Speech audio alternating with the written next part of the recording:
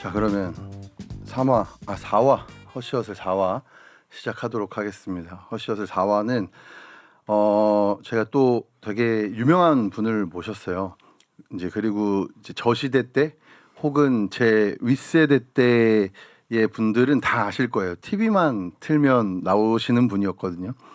그래서 오늘 그 분을 모시고 이제 시대의 변화와 여성의 몸 그리고 사회적 시선 그리고 이제 이분께서 이제 오랜 시간 동안 피트니스 씬에 있으면서의 그 생존기들을 통찰을 한번 해보고 이야기를 해보는 시간을 가지려고 해요. 그래서 제가 아까 앞서 말씀드린 것처럼 정말 TV만 틀면 나오셨거든요. TV만 틀면 나오셨고 그래서 1세대 피트니스 인플루언서라고 하면 더 좋겠죠. 그래서 그런 경험들과 성공도 하셨고 실패도 맛본 분으로서 그런 것들을 낱낱이 오늘 얘기를 해주실 겁니다. 1세대 피트니스 인플루언서 정아름님을 모셨습니다. 네, 자기소개 한번 안녕하세요. 안녕하세요. 정아름입니다. 자기소개하는 거 되게 싫어하거든요. 그냥 소개 한번 해주세요. 네, 저는 열심히 이 피트니스 쪽에서 일을 하고 있고요.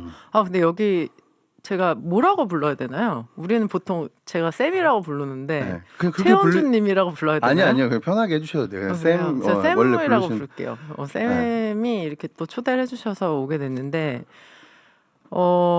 되게 독특한 게 보통은 현재 되게 유명한 사람들이 나오는데 네. 유명했던 사람들이 나오는 약간 독특한 컨셉으로 시작을 하는 게 참 독특한 것 같아요. 아니요. 이제 제 아름님이라고 할게요. 네네. 원래 저는 누님이라고 해요. 원래 누님이라고 누님이라고 하면 하는데 되는 거 아니에요? 그래도 이제 저 보시는 분이 있어서 최원준님이라고 아름님이라고 할게요. 저도 영준님이라고 네. 하겠습니다. 이제 아름님께서는 이제 저한테는 어떻게 보면 그 시대 때 이제 아름님과 황철순 선수님과 그런 쇼리 선생님들을 보면서 제가 이제 학창 시절을 보냈거든요.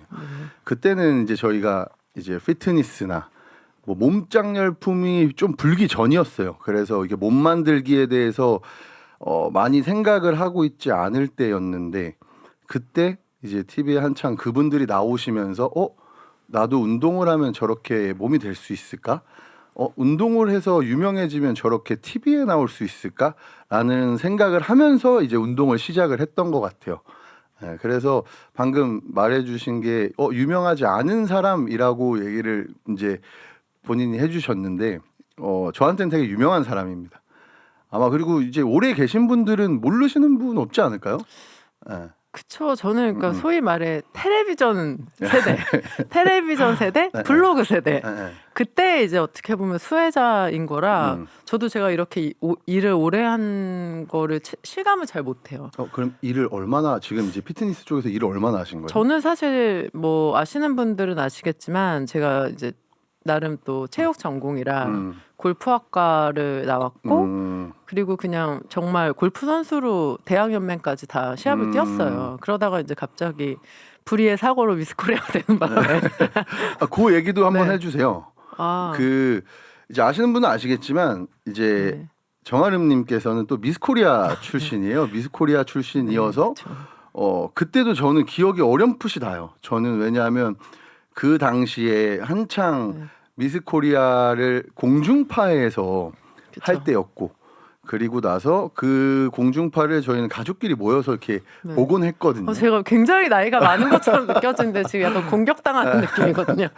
아니 그러면 나이가 어떻게 네. 되세요? 저는 정확하게 진짜 하나도 거짓말 없이 81년생이에요. 81년생에 45. 그쵸. 우리나라 나이로는 45인데 우리나라 나이 외국 나이 의미 없고 제가 워너비즈에 처음 온 게 40살이었어요. 와, 벌써 5년 됐어요. 네. 잔잔바리로 이렇게 썼던 게 좀 5년이 됐죠. 네. 와 진짜 오래되셨네. 그러다 보니까 제가 어떤 일을 시작하게 된 건 21살 때 제가 미스코리아가 됐어요.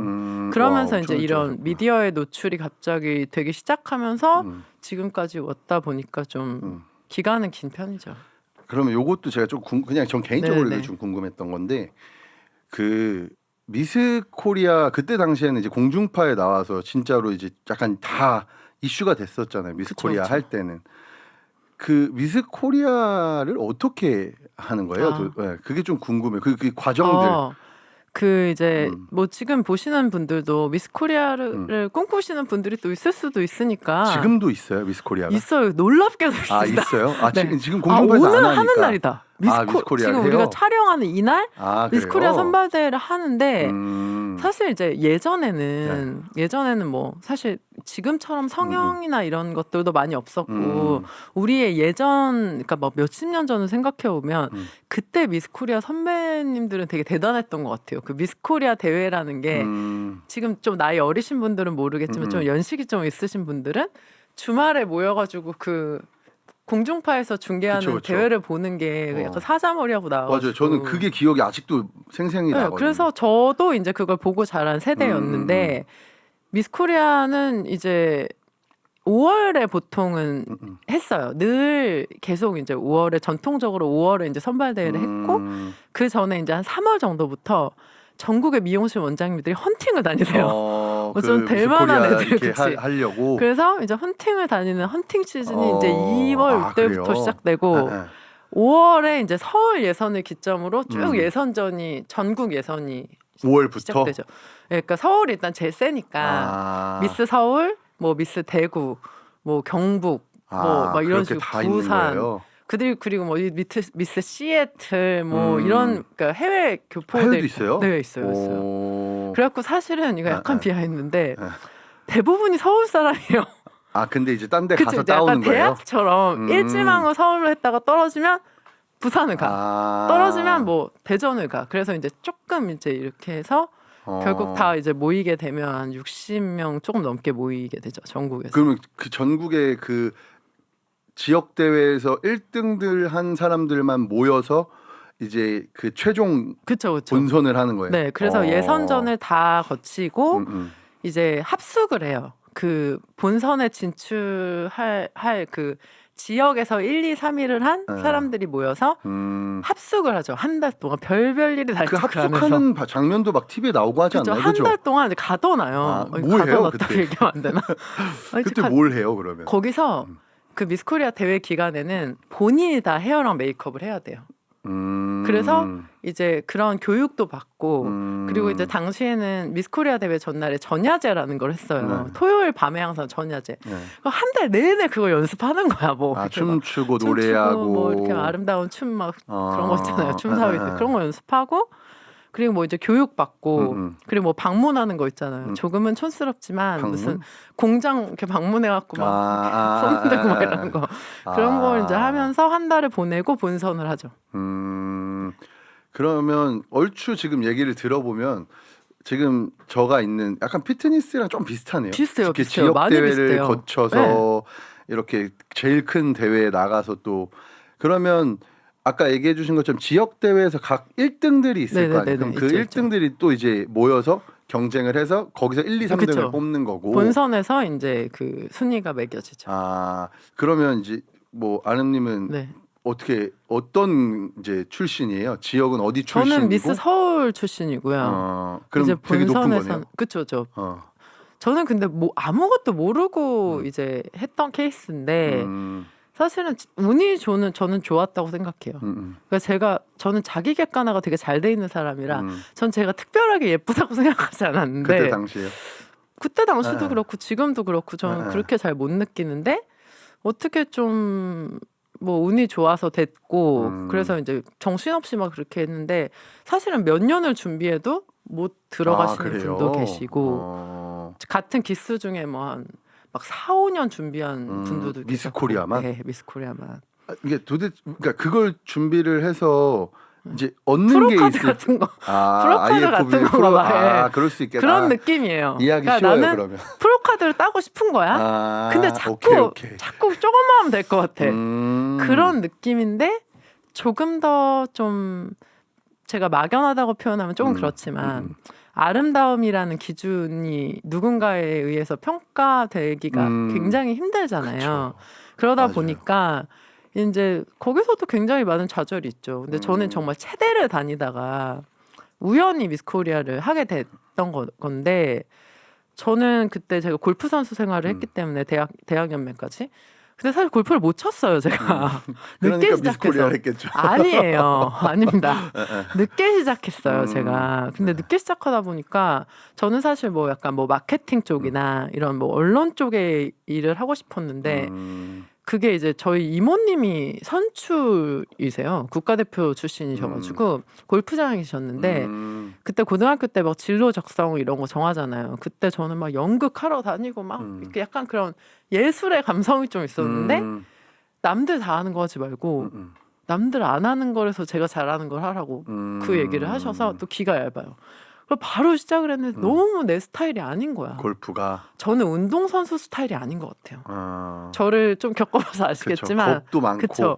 약간 이렇게 조심스럽고 단순하지 못하고 좀 머리 좀 굴리고 약간 이런 것들이 저는 되게 안 맞는다고 느꼈는데 어쨌든 난 전공으로 해야 되니까 하기 시작했어요. 근데 한번 하면 또 무식하게 하는 게 있어갖고 근데 골프 너무 못 치잖아요, 제가. 근데 이제 아시겠지만 이게 중량과 이게 스피드가 합쳐졌을 때 파워가 생기잖아요.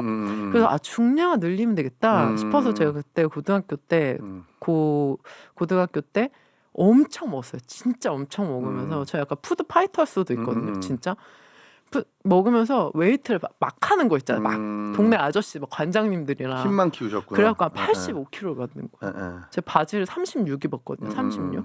지오 단어 면바지 있어요 옛날에 주름 있는 거 그거 36 입으면 제 말 다 한 거예요. 그래서 그걸 입었더니 막 드라이버가 막 300이 넘게 나가는 300m. 와 여자는 300이면 엄청 많이 나가는 거 아니에요? 엄청 그죠? 우리과 대학교 1학년 때 남자보다 많이 나가는 거 아니에요? 보다 많이 그죠? 나가는 경우도 있었어요.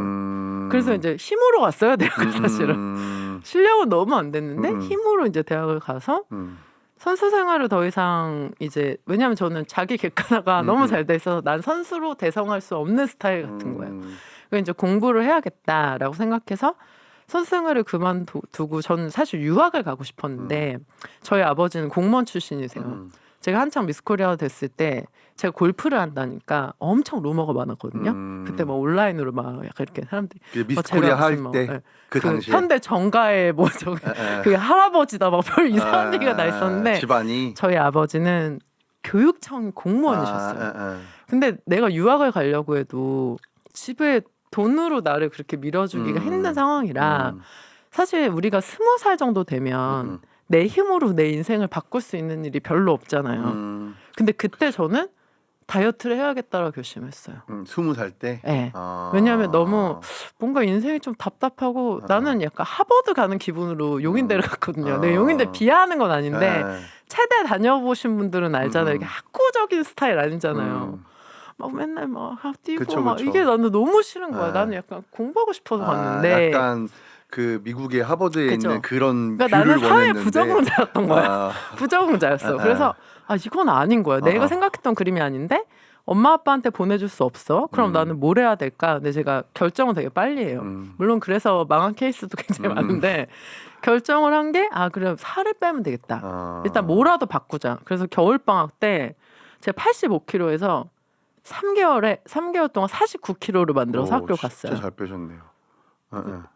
도라이죠 그냥. 제가 유산소를 9시간 했어요. 공복 유산소를 9시간 하면 살이 그냥 하루하루 달라져요. 사람이. 탄수화물도 안 드시잖아요. 안 먹었죠. 안 먹었죠. 그때 MT 갔을 때 당근 가지고 왔어요. 이따가 뭐 식단에 대해서도 한번 얘기해 주세요. 막 제가 어느 정도 좀 다이어트는 알고 잘해요. 있으니까. 막은. 그리고 뭐 이제 제 기억상으로는 대회장에서 한번 마주쳤을 때가 있어요. 네. 그죠? 그 부산 대회였을 거예요. 아마추어 올림피아 부산을 했을 때 창피하네요. 그때 이제 정말 TV에서만 보다가 처음으로 이제 실제로 봤는데 그때 거의 그냥 미라셨어요. 미라로 창피하네요. 오셔가지고 네. 시합인데 왜 저렇게까지 하고 오셨지? 그 생각을 잠깐 했거든요. 그러니까 그 어떻게 보면은 사실 뭐 제가 운동을 했지만 운동을 하면서 또 약간 미적인 부분으로 평가받는 직업으로 되게 오래 살다 보니까 그런 에피소드가 엄청 많이 있었던 것 같아요. 그래서 첫 다이어트가 아무튼 정말 막 유산소 막 9시간, 10시간 하면서 그때도 약간 뼈말라가 돼갖고 이제 미스코리아 그리고 갔는데, 나간 거구나. 학교를 갔는데 이제 체대에서 아시잖아요. 왜 욕하고 막 여자 남자가 어디서 막 욕하고 막 하는 거지. 근데 남자애들이 나한테 존댓말하면서 의자를 빼주더라고. 그때 난 처음 느꼈어. 외모가 뭔가 힘이 있다는 거. 그때도 살이 쪘을 때도 여기까지는 괜찮았어요. 제가 얼굴이 커지는 타입은 아닌데 이 밑에 하체가 비율이 아시잖아요. 워낙 좋으시니까 근데. 제 하체 또 아시잖아요. 거기 붙으면 또 무시무시하거든. 근데 애들이 남자애들 책상 의자를 빼줬어요. 의자를 빼주고 존댓말을 하는 애들도 있었어요. 약간 버벅거리는 거 있잖아요. 야, 떨리는 야, 떨려서 씨, 막 이런 게 막 약간 그래서 근데 어쨌든 기분은 좋았죠. 왜냐하면 제가 겨울에 다이어트를 할 때 너무 가기 싫잖아요. 제가 유산소를 수동 러닝머신으로 했어요. 자동 말고 내가 밀어야 달구지 밀리는. 같은 거 있어요. 그래서 소가된 기분이 들어요. 그걸 끌고 있으면. 근데 나중에 너무 지겨우니까 이게 4시간이 넘어가면 너무 지겹거든요. 그래서 거기 이제 노끈을 매갖고 책을 읽기 시작했어요. 그 약간 위에서? 맹자처럼 책을 읽으면서 라디오를 들으면서 새벽 4시부터 이제 한 12시 이때까지 한 8시간 9시간 타고 집에 가서 토마토 이런 걸 먹고 다시 와요. 시장은. 그런 식으로 해갖고 이제 다이어트를 했는데 그해 봄에 저희 엄마의 친구가 울산에서 미스코리아 원장님을 하는 분이 계셨던 거예요. 미스코리아 원장은 뭐예요? 그렇죠. 미스코리아를 이제 잡으러 다니는, 그러니까 내보내려고 이렇게 보고 다니는 브로커라고 해야 되나요? 그러니까 원장 코치님? 그러니까 이제 이런 워너비즈 같은 거지. 팀이 있어요. 워너비즈에서 이제 프로 카드를 딸 애들을 보고 다녀. 그래서 괜찮은 리크루팅을 하는 거구나. 비키니 입고 나와봐. 너 된다. 이게 약간 이런 거야. 모든 미용실이 그런 그런 게 게 있어요. 그래서 우리 엄마 재밌다, 친구가 그게. 나를 봤어. 나를 보고 야 니타 촉이 될 것 오셨구나. 같다. 근데 제가 그때 약간 생 양아치였어요. 그러니까 머리 노랗게 탈색하고 완전 깡 말라가지고. 그런데 이제 그분은 보셨나 보죠. 그래서 나가봐라. 그래서 또 나는 전 되게 무식해요 사실은. 그래서 내가 서울 사는데 왜 울산을 나가냐. 미스 울산을 나오라고 그랬어요. 그 엄마 친구가. 그분이? 안 나간다. 미스 서울이다. 그래서 제일 유명한 미용실을 찾아왔어요. 그래서 그 압구정에 세리 미용실이라고 있어요. 아직도 있는데 찾아왔던 진짜 드라마에서처럼 원장님이 수영복 입고 나와보라고. 아 진짜로? 그러면 그런 컨펌을 다 해요? 그럼요. 아 진짜로? 그래서 수영복을 입고 나와서 그래서 너무 아니면 집에 가라고 해요. 왜냐면 그 미용실은 워너비즈인 거야. 이제 워너비즈. 이제 전국 각지에서 소문을 듣고 애들이 오니까 이제 최영준이 아무나 레슨 안 해줘도 약간 그런 거예요. 저는 고르지 않아요. 고르진 않지만 TO가 많잖아요. 그쵸. 레슨 대기자들이 많잖아요. 약간 그런 것처럼. 그래서 미용실을 갔는데 원장님이 너 될 것 같다? 해봐라 이런 거예요. 그래요? 근데 왜 미용실에서 하는 거예요? 왜 미용실이에요? 하필 그 많은 것 중에 아카데미도 아니고. 모르겠어요. 그게 역사적으로 약간 뭐 여자들이 막 머리도 해야 되고 막 여러 가지 헤어 그런 때문에? 뷰티 업계에 관련된 대회잖아요. 그게 그러니까 이제 더 적합했던 것 같아요. 그 미용실이란 그 시스템이. 그러면 요즘에 이런 피트니스 씬으로 굳이 이제 바꿔서 설명을 하면 그렇죠. 이제 미용실이 헬스장 그쵸. 이제 비슷한 거겠네요. 그래서 이제 워너비즈가 잘 되니까 다른 팀들이 막 우후죽순으로 생겨나는 그런 격이죠. 그런 근데 게 있었구나. 예를 들어서 뭐 워너비즈에서 신기하다. 프로 카드를 많이 땄어. 그럼 어디로 많이 가 애들이? 워너비즈로 오지. 그래서 이제 그 미용실이 세라 미용실. 네, 세리 미용실 되게 핫했고 그래서 제가 예전에 미스코리아라는 드라마가 있었어요. 그래요? 미스코리아라는 드라마가 있었는데 제가 그거를 자문을 한 거예요.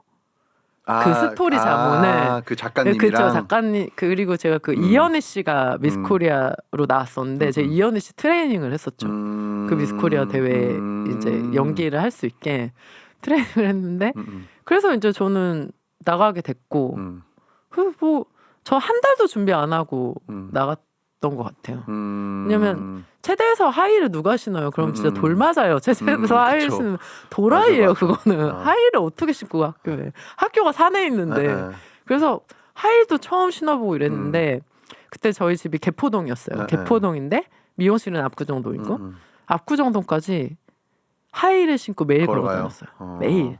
그래서 워킹을 엄청 잘하게 됐었어요. 한 20일 조금 생활에서 남짓. 이렇게 하셨구나. 그러니까 좀 도라이 기질이 있는 거죠. 그럼 그 미용실을 만약에 이제 그렇게 만약에 컨택이 됐어요. 그 원장님한테. 네. 그러면 이제 미용실에서 뭘 해줘요? 트레이닝을 해요. 미용실에서? 네. 미용실에서 트레이닝을 해줘요? 이런 거잖아요. 우리가 미용실에서 워너비즈가 유명한 이유는 시스템이 잘 돼 있고 체계적인 교육을 받을 수 있어서 유명한 거잖아요. 그렇죠? 그러니까 성적이 좋죠. 똑같아요. 되게 체계적이었어요. 나름의 교육이 워킹, 메이크업, 미용실에서 워킹, 메이크업 막 이런 것들을 교육을 되게 잘 시킨 거예요. 그리고 막 스피치.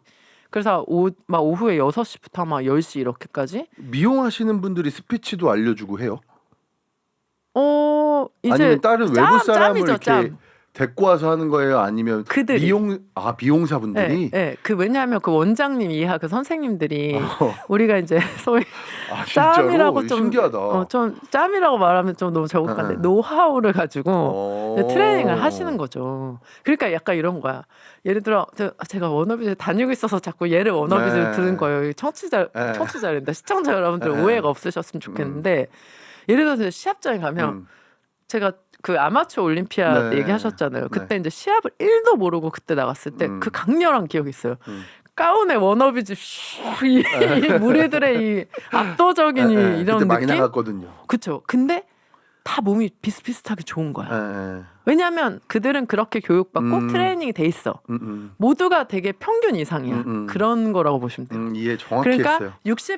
63명이 뽑히기 위한 그 예선전에 가면 그러니까 몇백 명이 나올 거 아니에요. 그러니까 미스 서울을 하면 당시에 서울에서 좀 엄마가 네 이쁘다 이런 애들 다 나오는 그런 느낌이야. 그러니까 우리 시합 나가봐도 막 좀 저분은 왜 나왔지 이런 분들도 계시고 저분은 누가 봐도 1등이야 이런 사람도 있잖아요. 모든 시합은 딱 보면 다 보여요. 누가 될지. 미스 코리아도 보여요. 보여요. 근데 이제 당선이 되신 분들의 공통점 오랫동안 준비하신 분들은 없습니다. 급작스럽게. 그러니까 오랫동안 준비한 이유가 있는 거네요. 그러면 그죠? 그쵸. 그러니까 별로니까 오래 계속했을 거 아니야. 그렇게 얘기하면 좀 이제 너무 잔인한 거고요. 이제 예를 들어 이제 바로 전 기수가 김사랑 알죠. 김사랑 선배님이 바로 우리 미용실 전 기수였어요. 그 세리 미용실. 그렇죠. 근데 진짜 그 언니는 한 달도 안 돼서 이제 트레이닝 받고 된 거야. 미스 코리아가. 근데 뭐 저도 뭐 한 달 채 이렇게 안 되고 그냥 됐고. 근데 이제 몇 년을 해도 이제 안 되시는 분들도 안타깝지만, 그러니까 몇 년을 해도 프로카드를 못 하시는 분들 있고 델롬은 이제 바로 따고 뭐 약간 요런 운때도 맞아야 되고. 그렇죠. 그러니까 모든 대회는 운과 그리고 나의 컨디션이 있는 것 같아요. 그 기운이 또 있어요. 네. 저도 이제 이 선수들을 이렇게 시합 내보내려고 시합 준비를 시키다 보면 이 친구가 아직까지 프로가 되기에는 힘들 것 같아라고 생각을 해도 어느 날 이렇게 후광이 쫙 비출 때가 있어요. 있어요. 그러니까 온 우주의 기운과 운과 이런 게 그냥 얘를 너무 다 서포트해주는 느낌이 있는 거예요. 그게 이제 주변 환경, 남자친구, 뭐 모든 게 다 잘 되는 그 딱 맞아 떨어질 때가 꼭 있더라고요. 그리고 뭐 바디빌딩 대회도 훨씬 그렇겠지만. 대회 당일의 컨디션이 진짜 중요해요. 그날 또 예뻐 보이는 애가 있어. 제가 그랬어요. 왜냐하면 그때 원장님이 이제 화장해주면서 서울 예선 때였어. 아니면 내년에 다시 나가라 이랬어요. 근데 나는 그냥 걱정이 안 됐어요. 맨얼굴 심사를 해요. 맨얼굴 심사도 해요. 근데 이제 저는 생으로 이제 메이크업도 안 하고, 그러니까 메이크업 조금씩 다 하는데 저는 안 하고 갔는데.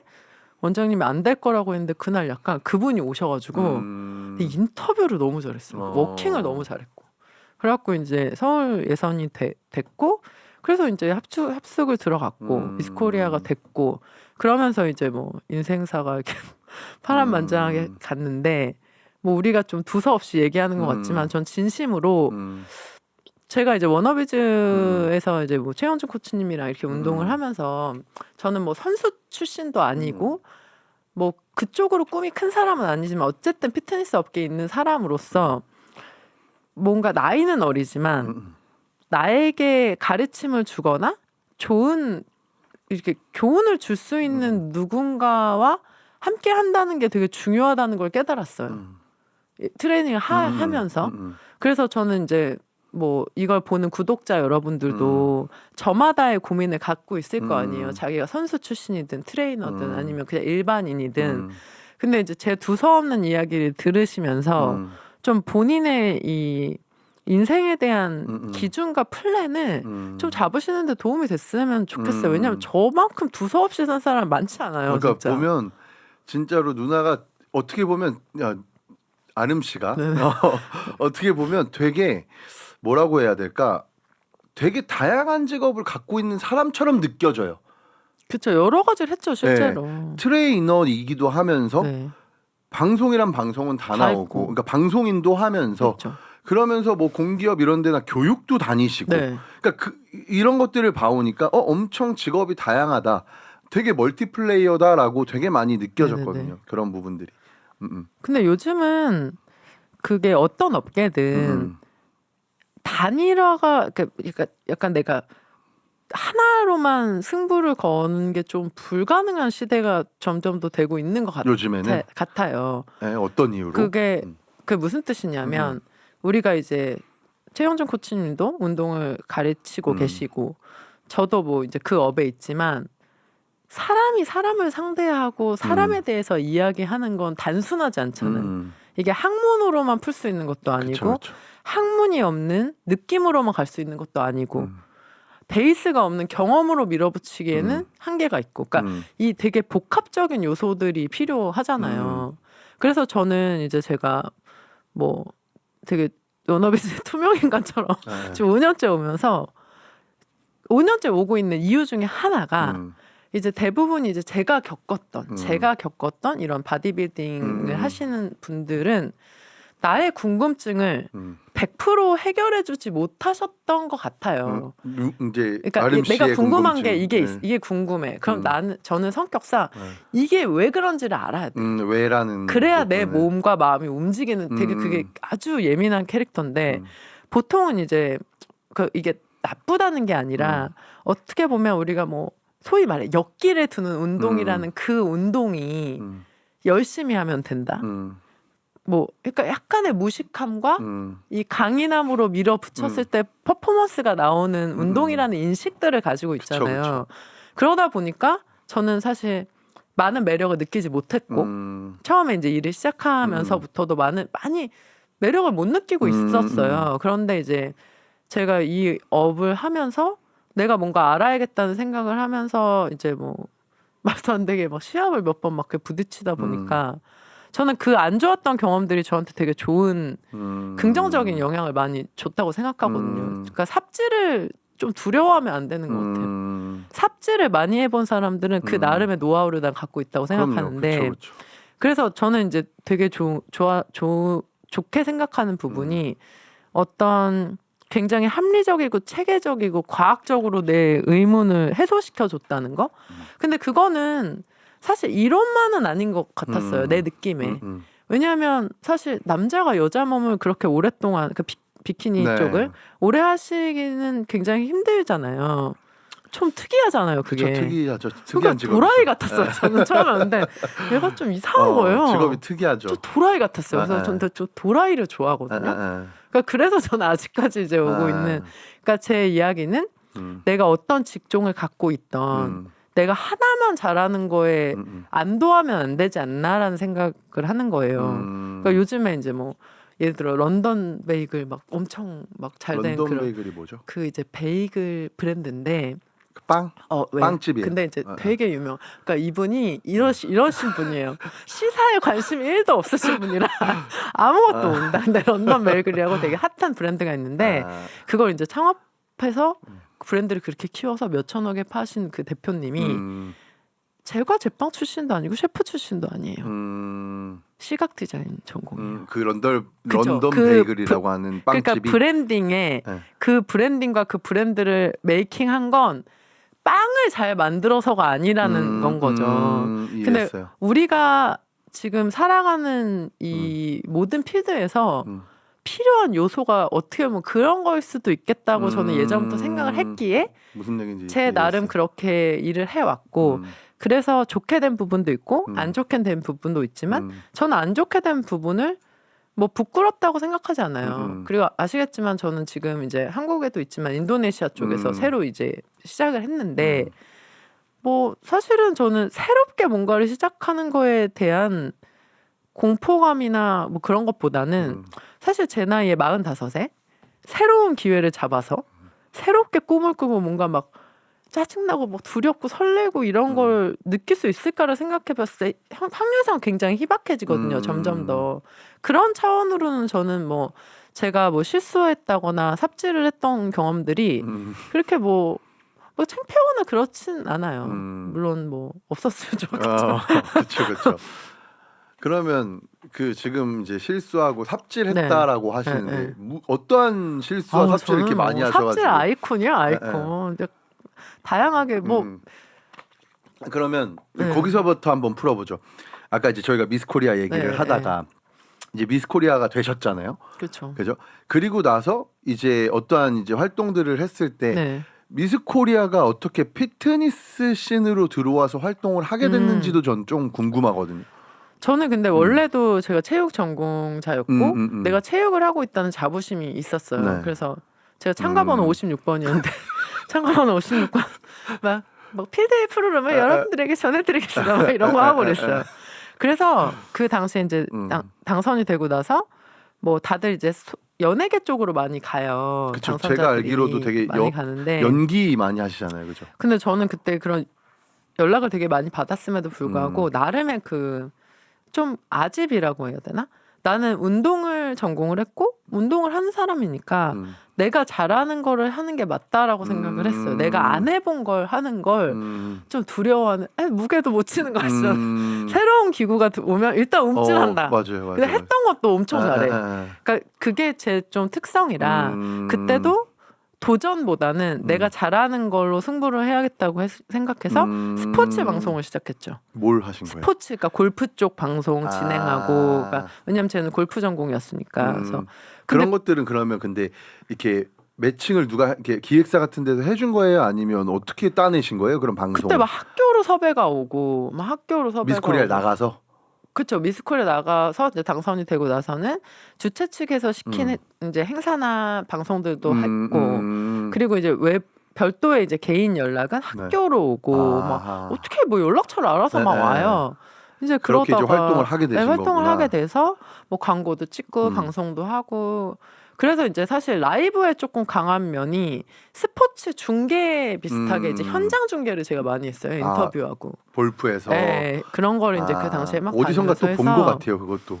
네, 골프 그래서 채널에서 본 것 같아. 그러니까 예전에는 제가 이제 그 고등학교 동문 아저씨 분들이 나오셔갖고 하는 되게 유명한 방송을 좀 오래 진행을 했어요. 근데 사시사철 골프장에 나가서 이제 중계를 하는 거예요. 캐스터를 하는 거죠. 근데 이제 전국 각지에서 아저씨들이 다 이제 선수분들이 올라오시는데 그때 이제 제가 배운 건 대한민국 남자는 모이면 똑같다. 모이면 그냥 애더라고요. 그러니까 이분들이 나이가 이분들이 있는데도 다 불구하고 어디 막 CEO인데 모이면 그냥 막 울고 막 소리 지르고 난리가 나는 거예요. 고교 동문 대회니까 친구들이니까. 그렇죠. 근데 이제 제가 현장에서 정말 아마추어 분들이시잖아요. 아마추어 그냥 골퍼 그분들이랑 같이 뭘 하면서 엄청 많이 배웠어요. 그러면서 또 이렇게 그런 걸 되게 감사하게 생각하고 좀 배우는 걸 좋아하는 스타일이라 그렇게 한창 하다가 막 스포츠 쪽 활동만 하다가 사실 저는 계속 운동을 해왔죠. 왜냐하면 골프 선수를 하거나 골프를 하더라도 운동이 뒷받침이 돼야 되니까. 그래도 제가 또 살 한번 뺐었잖아요. 그러니까 그 이후에 이제 사실 저의 고민은 TV 화면은 조금 더 부하게 나오잖아요. 아시겠지만. 몰라요 저는. 부하게 나옵니다. 부하게 나와요. 그래서 진짜로 여러분들이 화면에서 보시는 아이돌 이런 분들 실제로 보면 진짜 조그매요. 정말 이래도 되나 싶게 말랐어요. 그래요? 진짜 안 될 것 같은데 싶은 분들이 정말 화면에서 이쁘게 나오는 거구나. 그러니까 이 연기를 시작하거나 그러면 점점 마를 수밖에 없는 거예요. 왜냐하면 내 상대 배우가 있잖아.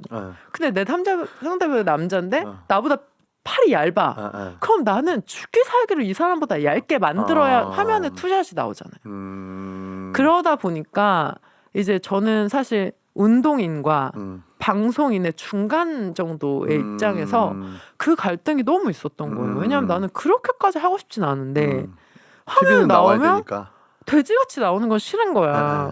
돼지같이 나오는 건 싫고 사람들이 자꾸 나한테 돼지라고 뭐라고 하는 건 싫어. 그래서 그 막 갈등이 현실적인 이 나의 그런 것들이 되게 많았어요. 방송을 하는 내내. 근데 그런 와중에 너무 골프 쪽만 하기에는 좀 성에 안 차는 게 있어서 제가 2010년인가 그때쯤에 그 블로그를 시작했어요. 왜냐면 내가 다른 걸 잘한다는 것도 알려주고 싶다는 생각이 들었는데 나는 할 줄 아는 게 없었어. 근데 그때 이제 블로그가 좀 핫할 때요. 네이버 블로그가. 그래서 하루에 2개씩 새벽 6시에 알람을 걸어놓고 매일 올렸어요. 블로그를. 그러니까 내가 뭐 운동하는 거 뭐 이런 거 블로그를 2개씩 매일 올린 거예요. 그러니까 지금으로 따지면 릴스, 인스타를 계속한 거구나 그냥. 새벽 6시마다 2개씩 매일 올린 거야. 될 때까지 해보자 그러니까 이러고. 뭐가 될 때까지. 그러니까 뭘 그냥 하려고 하신 거예요? 그냥 사람들이 이제 내가 이런 걸 아름이가 골프나 이런 걸 진행하는 거 말고 운동도 잘하는구나 뭐 이런 걸 잘하는구나. 어떻게 보면 스스로 자기 마케팅을 이제 하기 그쵸, 시작한 그쵸. 거네 브랜드를. 그래서 엄청 맨날 올린 거예요. 무슨 뭐 골프에 대한 거, 운동, 그러니까 모든 몸에 대한 거였죠. 너무 올리다가 어느 날 이제 캐논 350D 카메라를 샀어요. 왜냐면 동영상이 막 돌기 시작했어요 그 당시에. 그래서 이제 나 방에서 이제 뭔가를 찍으려다가 스튜디오를 빌렸죠. 스튜디오를 빌려서 이제 팀을 사서 찍었는데 난 너무 이상한 거예요. 그게 왜냐하면 사람들이 다 집에 살지 스튜디오에 사는 게 아닌데 왜 집에서 하는 운동이라고 하면 스튜디오에서 찍냐. 나는 안 찍겠다. 왜냐하면 저는 그게 어색했어요. 화면 속 제가 되게 예쁘게 보였지만 근데 다들 그렇게 하면 안 된대요. 사람들이 보는 눈이 높다는 거야. 지금처럼 유튜브 시대도 아니었고 블로그로 영상을 보는 시대였지만 근데 저는 아무리 생각해봐도 나는 아닌 것 같아. 그래서 그냥 저 혼자 그 캐논 350D 카메라 사서 삼각대를 세워놓고 집에서 찍기 시작했어요. 근데 내 기준에 사람들은 화면을 보고 운동을 안 할 것 같다는 생각을 했어요. 그리고 실제로 우리가 운동을 가르쳐봐도 물리적인 그 횟수나 이런 걸 채우기가 진짜 힘들잖아요. 그래서 혼자 운동을 하려면 방법은 내가 500번을 하면 사람들이 100번은 하겠지? 이거였어. 그래서 무식해요, 저. 아니, 그게 무슨 원리예요? 무식해, 그게 무식해. 도대체. 그러니까 그러니까 내가 500번 정도의 어떠한 동작을 하면 그쵸. 최소한 얘는 한 그쵸. 100번은 따라하다가 하겠다. 지쳐도 100번은 하지. 근데 내가 예를 들어서 50번 하다가 말면 이 사람은 10번 하다가 말 거 아니에요. 그래서 실제로 그러려면 내가 많이 해야겠다. 그래서 팔 벌려뛰기 30분 동안 막 계속하고 그때 영상 보면 개들이 막 옆에 그래요? 지나다니고 그거를 계속 올리기 시작한 거예요. 근데 처음에는 뭐 그렇다가 조금씩 사람들이 이제 오게 되고 막 몇천 명이 들어오고 이런 블로그가 됐어요. 그 당시에 스타킹이라는 프로그램이 있었어요. 호동 오빠가 진행하는 강호동 씨가 진행하는 거기 섭외가 된 거예요. 작가가 전화가 온 거예요. 스타킹 나온 거 기억나. 처음으로 그 전에는 다 내 커리어는 다 골프였어. 골프 방송 다 골프. 근데 그 블로그에서 근데 몇천 그 번씩 블로그에서 이제 해가지고 내가 한 6, 7개월을 계속 새벽 6시마다 그러니까 어딜 가잖아요. 뭐 출장을 가거나 촬영 때문에 출장을 가면 3일을 출장을 가면 6개를 써서 올려놓고 간 거야. 왜냐하면 그게 계속 올라가야 되니까.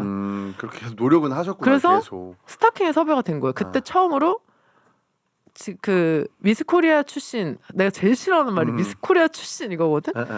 정아름의 되게 자랑스러운 거 아니에요? 창피했어요. 왜요? 왜? 왜냐면 그때 당시만 해도 미스코리아는 최고였잖아요. 근데 저는 일단 자기 객관화가 늘 너무 잘 돼 있어서 나보다 예쁜 사람이 너무 많은데 내가 미스코리아라고 까치는 거 자체가 말이 안 된다고 생각했고 그래서 이제 미스코리아 출신 정아름의 안방 보톡스 다이어트 뭐 이렇게 해서 나간 거야. 스타킹에. 그래갖고 내가 뭘 막 가르쳐 줬어요. 막 스타킹 그게 힘든 프로그램이었어요. 그러니까 그것도 기억난 거 나요. 그래서 그때 당시에 막 나와가지고, 숄리 트레이너 나오고 막 그랬잖아요. 네, 그러니까 숄리 선생님이 이제 저 이전에 한 번 이제 좀 확 이렇게 됐었고 여자는 없었어요. 근데 제가 그때 나가서 이제 뭐 기억이 나요, 안방 뭐 기억이 나요. 운동이랍시고 뭐 막 했어요. 네. 근데 소위 그게 터졌지. 그 다음날 검색어가 다 내 이름인 거야. 정아름 스타킹, 정아름 허벅지 안쪽 사, 정아름 막 정아름 네이버에. 네. 네이버 다음 할 것 그때 없이 다음도 많이 했잖아. 다 그렇게 돼 있고 야우도 많이 했고. 다 그렇게 돼 있고 그 당시에 이제 다이어트 카페 이런 게 많았어요.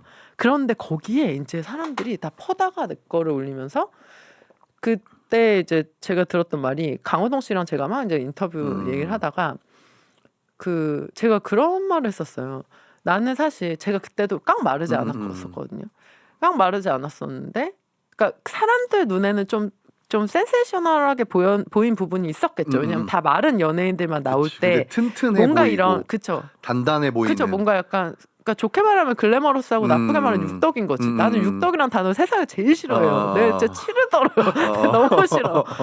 근데 어쨌든 글래머러스한 그런 모습으로 나와서 내가 얘기한 게 내가 어깨뼈가 남들보다 여기 있는데 내가 이거 자를 수 없잖아요. 라고 한 게 다이어트 카페들에서 터진 거야. 왜? 그게 무슨 너무 의미지? 무슨 말? 그러니까 내가 타고난 거를 바꿀 수 없으니까 그냥 좀 뭐 당당하게 예쁘면 되잖아요. 약간 이런 그런 식으로 식으로 말한 얘기한 게 이 다이어터들의 마음에 꽂힌 거죠. 그래서 너무 멋있다. 막 이제 이렇게 된 거야. 그 이후 그날 이후 타이틀에서 골프가 없어졌어요. 다 이쪽 섭외만 오는 거야. 하루에 막 인터뷰, 방송 막 장난 아니었어요. 그래서 갑자기 그렇게 되고 나서 이제 제가 뭐 이제 그 CJ 계열 쪽 방송에서 하는 절대 남자라는 프로그램을 하게 알죠. 됐고 그 2, 3까지 있지 않았어요? 네, 근데 제가 절대 남자 2를 했는데 나름 2가 가장 성공적이었답니다. 그래서 2에서 그것도 다 봤어요. 제가 저는 100명을 트레이닝하는 컨셉이었어요. 봤어요. 근데 이제 그걸 제가 선택을 했던 게 진짜 프로그램이 많이 왔었어요. 근데 하나는 다이어트 프로그램이었고 하나는 절대 남자였는데 절대 남자가 조금 더 인기가 없었던 때인데 100명을 트레이닝한다는 거예요, 현장에서.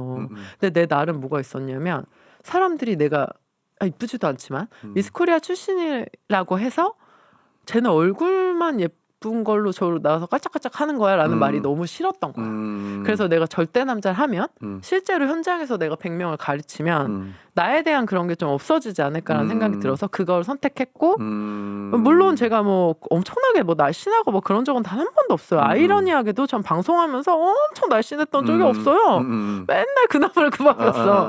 근데 제 나름은 사람들한테 막 사람들의 잣대에 나를 맞추고 싶지 않았어요. 마른 사람을 원한다고 내가 마른 사람이 되고 싶지 않은 그런 반항심 같은 게 있어서 근데 항상 반항심이 있어야 잘 되잖아요. 그렇죠? 너무 있었죠. 너무 있었다. 내가 제일 많이 나갈 때 방송할 때 제일 많이 나갈 때 68kg였어. 말이 안 되는데 말이 안 되잖아. 근데 나는 그때가 제일 잘 나갔어. 근데 그때 절대 남자를 할 때도 제가 그래서 노출 있는 의상을 안 입었어요. 왜냐면 그런 시선으로 보여지는 게 너무 싫었어요. 그냥 운동하는 사람으로만 보여주고 싶었거든. 근데 다행스럽게도 그게 좀 터져줬어요. 그 절대 남자라는 프로그램이 제가 100명을 트레이닝하는 게.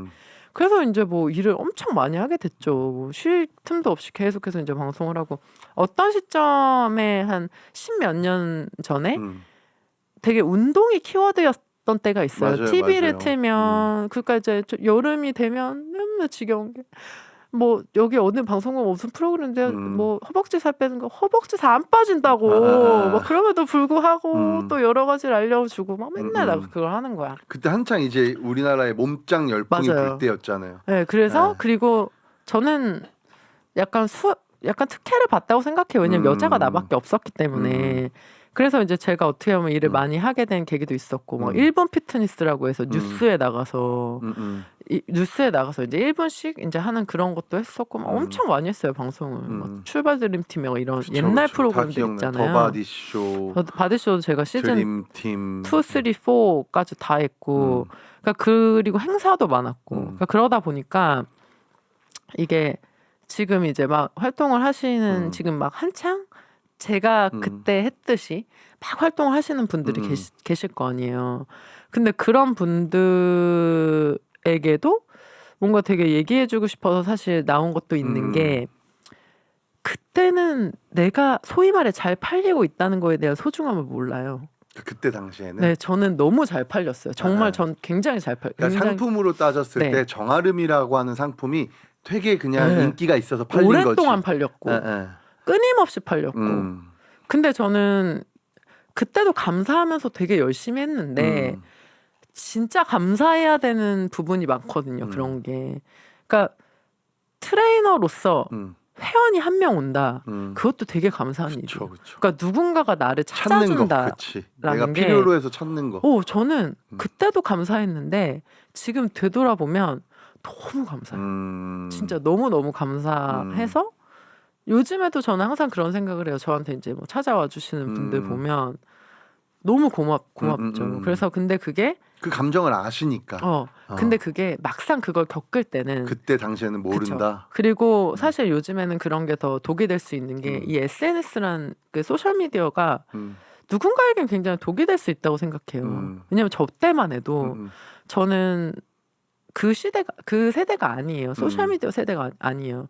유튜브 같은 경우도 제가 유튜브를 시작을 못했던 건 저는 유튜브를 할 시간이 없었어요. 왜냐면 할 이유가 없었어요. 왜냐면 여기저기서 너무 많이 바빠서. 부르고 내 컨텐츠를 너무 많이 만들어 주잖아요. 방송들이. 알아서 만들어주니까. 그들이 나를 훨씬 더 좋은 퀄리티의 몇십 명이 되는 스태프들이 만들어 주는데 왜 굳이 내가 내 거를 해야 돼? 라는 그러니까 시대착오적인 생각이죠. 앞서 나가지 못했던 거죠. 제가 뒤처져 있던 거예요. 근데 지금은 사실 소셜미디어를 통해서 내가 원하는 만큼 나를 포장할 수 있고 사람들을 속일 수 있는 시대가 되다 보니까 변별력도 더 없어지는 것 같고 제 기준에는 그러니까 요즘에 그렇잖아요. 소셜미디어 인스타 이런 거 다 박사야. 어쩜 이렇게 아는 게 말이야. 미치겠잖아요. 진짜 깜짝 놀라. 그리고 정말 기이한 사람들도 많아요. 맞아요. 이거 뭐야? 막 특이한 사람도 이러면서. 많고 다양함을 많이 볼 수 그게 있죠. 나쁘다는 게 아니라 어떤 그런 기준점이 옛날보다 너무 없어졌어요. 사실 옛날에는 이 사람이 떴다 안 떴다를 판단하는 기준이 굉장히 명확했어요. 검색어에 많이 올라. 네이버 검색어에. 네이버 검색어에. 나는 많이 올랐었어. 옛날. 그리고 텔레비에 많이 나와. 그러니까 텔레비전에 많이 나오는 사람. 그러면 유명한 사람. 잘 나가는 사람. 광고에 많이 나와. 광고판에 광고도 많이 많이 나와. 하시지 않았어요? 광고도 많이 했죠. 근데 그런 것들이 되게 그런 절대 잣대 비슷한 게 있었어요. 저 사람 유명한 사람 아닌 사람, 일을 많이 한 사람, 잘 팔리는 사람 아닌 사람. 근데 요즘은 그게 없어. 왜냐하면 내가 만들 수 있어요. 안 팔려도 팔리는 것처럼 만들 수 있고 그치. 포장을 할 수 있어서 그게 물론 안 그러신 분이 굉장히 많이 있지만 그런 사람들 많은 그리고 것 같아요. 내가 예를 들어서 가지고 있는 게 1밖에 안 되는데 100을 포장해서 엄청 잘 나간다고 하는데 그걸 비난할 수 없는 시대가 돼버린 거예요. 그쵸. 그건 그들의 능력이야. 그건 나는 그들의 능력이라는 거죠. 그러면 그 부분에 있어서 네. 그게 좋은 방향일까요? 좋지 않은 방향일까요? 개인으로 보자면 뭐 제가 오늘 뭐 영준 코치님의 이 팟캐스트에 나온 이유 중에 하나이기도 한데 자신이 자신의 인생에 대한 어떤 전략을 가지고 있다면 좋겠죠. 전략이 명확하게 있다면. 플랜 A, B, C, D를 가지고 있는 사람이라면 어떤 식으로든 그게 그 사람한테 플러스가 되겠지만 하나의 과정이니까. 그게 없어. 그러면 저는 확신할 수 있어요. 특히 여자에겐 100% 독이다. 100% 독이다. 왜냐하면 제가 최근에 제가 아는 어떤 이제 운동하는 언니 분께서 그런 얘기를 하셨어요. 아르마 근데 옛날에 너 막 일 많이 할 때는 여자들 벗은 거 돈 주고 봤잖아. 연예인들 비키니 화보 찍은 거 돈 주고 결제해서 보고 이런 시대였어. 요즘은 안 그래도 돼. 왜냐면 너무 깐 게 많으니까 그걸 왜 돈 주고 봐. 근데 난 그 말이 너무 컸어. 그러니까 그래서 저는 사실 제가 요즘에 가장 많이 연습하고 있는 것 중에 하나가 예쁘다는 기준으로 내 자신을 보는 걸 자꾸 내려놓으려는 노력을 많이 해요. 예쁘다라는 기준으로. 그러니까 예쁘다라는 시선으로 나 자신을 보지 않으려고. 왜냐하면 그러니까 저는 좀 예쁘지 않은데 제 타이틀과 여러 가지 때문에 그러니까 예쁜 여자로 살아온 거잖아요. 어떻게 보면 너무 재수 없어. 어떻게 하면 좋아? 악성 댓글이 막 달리고 있어. 아니 근데 그랬다, 그렇게 되면 너무 그런 식으로만 이렇게 생각을 하면 좀 자존감이 떨어질 수도 있잖아. 근데 거기서도 좀 오류가 저는 있다고 생각하는 게 외모와 자존감을 동일시하게 되면 자존감이 생길 수 없다고 생각해요. 네. 왜냐하면 그러면 내 스스로가 자꾸 예쁘다고 생각해야만 자존감이 올라가는 건가? 그럼 그건 또 아니라는 생각을 하거든요. 그렇다 보니까 저는 지금도 저에 대한 답을 찾지 못했어요. 계속 더 어려워지는 것 같아요. 왜냐하면 제가 한창 일을 할 땐 전 30대였고 30대였고 그러니까 제가 지금 최영준 코치님 나이 때 소위 제일 잘 나갔던 때예요. 그때가 나의 어떻게 보면 그냥 단순하게 봤을 때 사람들이 나를 가장 많이 알아보고 내가 그냥 뭐 광고 방송 이런 걸로 막 그런 쉬운 수익을 많이 냈고 그러니까 모든 일은 다 어렵지만 사실 그래요. 이게 광고 같은 건 하루 촬영하잖아요. 돈을 엄청 많이 줘요. 얼마 줘요? 아름 씨가 받았던 것 중에 1회 촬영 광고 제일 많이 받았던 게 얼마? 뭐 약간 뭐 몇 개월에 뭐 몇 억 단위로. 억 단위예요? 그러면 그래요? 근데 사람이 억 단위. 그러면 지금보다 많이 주네. 그때 그러니까 왜냐면 저는 네. 스타트가 운동하는 사람으로 스타트가 된 게 아니라 미스 코리아로 스타트가 돼서 그래요. 그러니까 이게 약간 등급까지는 아닌데 이게 운동하는 사람으로 스타트하는 것과 뭔가 이런 그러니까 뭐 미인대 출신의 약간의 연예인 포지션으로 시작하는 그게 좀 달랐던 것 같아요. 근데 어쨌든 이제 그건 다 이제 한때고 사실 한때고 저는 제가 이제 뭐 제가 뭔가 브랜딩을 해서 수업을 하고 이런 부분들이 어느 순간 제가 40이 가까워오면서 30대 후반에 그러니까 영준 코치님보다 조금 더 나이가 많아지기 시작하면서는 거기에 의존해서 살면 망하겠다는 생각이 되게 컸어요. 그러니까 비주얼적으로. 그렇죠. 비주얼적 그리고 다른 사람이 나를 찾아줘야만 수익이 생기는 일들, 방송, 행사, 나를 찾아줘야만 돈이 생기잖아요. 그러니까 저는 제 30대 때까지는 땀을 흘려서 돈 벌었다고 말하기 조금 힘든 것 같아요. 그러니까 물론 땀을 늘 흘렸지, 늘 흘렸어. 하지만 내가 얘기하는 건 일주일에 몇 월수금 월요일부터 토요일까지를 나가서 열심히 일하고 이런 식으로 돈을 번 건 한 번도 없었다고 내 평생에. 근무하듯이. 그럴 수도 없었고 너무 바빴고 그걸 못했어. 그러면 그래서 근데 그 공포가 좀 저는 좀 있었고 그래서 지금도 저는 남들이 나를 컨택해줘서 생기는 돈은 내 돈이 아니라는 생각을 좀 해요. 내가 실제로 읽어서 만드는 것만 내 돈. 나머지는 엑스트라. 그냥 약간 뭐 땡큐 같은 돈이죠.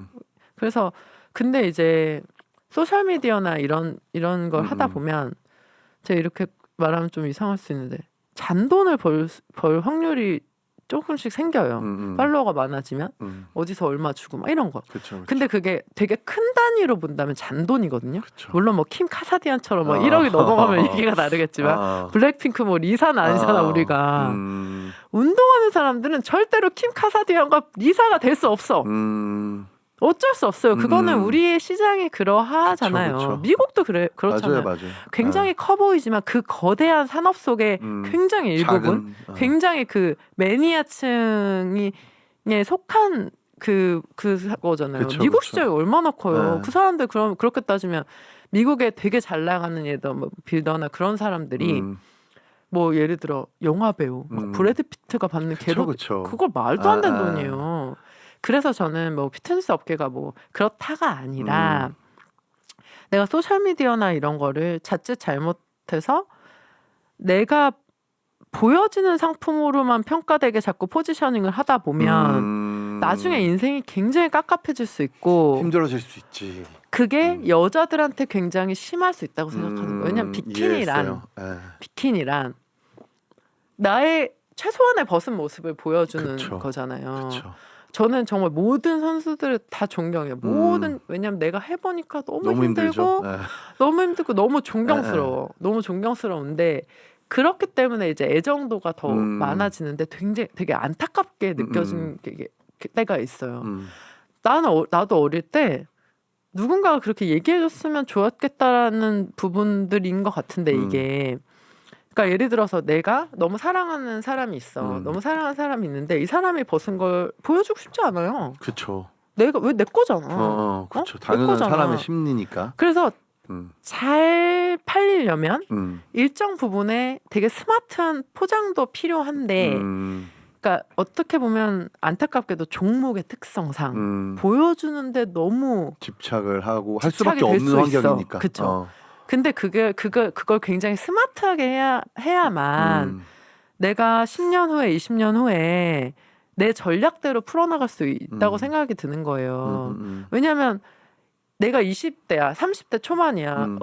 내 뭐 가슴하고 엉덩이를 보고 싶어해 사람들이. 근데 40이 넘었는데 가슴 깐다고 보고 싶지 않아요. 그렇죠. 아니 왜냐면 너무 어린애들이 많이 까 있는데 내가 왜 늙은 여자가 가슴 깐 걸 봐야 돼. 그렇잖아요. 그렇죠. 맞아요. 그래서 저는 사실 인스타 팔로워 같은 경우도 제가 예전에 막 되게 막 그러니까 젊었기 때문에 그건 사진상 그렇게 보이는 거죠. 그리고 이미지가 그때는 또 좀 그런 이미지가 있었으니까 그런 사진을 다 지웠어요.